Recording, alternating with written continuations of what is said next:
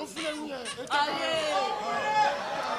va voir ta maman là-bas à la maison. Passion, amour, détermination, créativité, tout au rendez-vous pour la présentation de cette pièce théâtrale nommée Gogo la renverse de Camille Amoro. Une création réactualisée pour rendre hommage à l'éminent metteur en scène, chroniqueur culturel qui a de son vivant redoré le blason du monde culturel. Un scénario réalisé de main de maître par la comédienne metteuse en scène Floris Adjadong et d'autres comédiens. C'est un projet qui a été initié par l'Institut français et Fabienne nous a appelés pour qu'on en discute.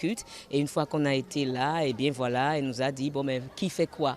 Et eux tous se sont dit bon voilà Floris, tu vas signer la mise en scène.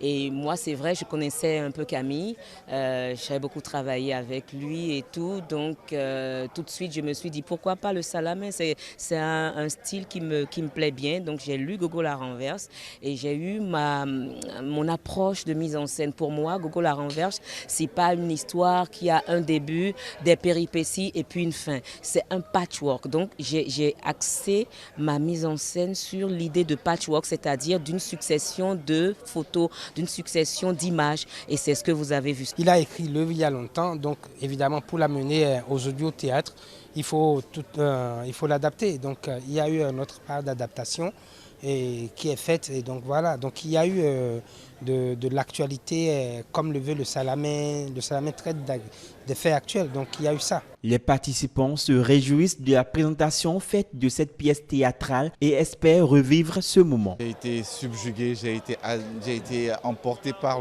d'abord le jeu des acteurs, ensuite la mise en scène qui pour moi c'est un chef-d'œuvre. Je viens de suivre quelque chose d'un peu magique, atypique mais très beau.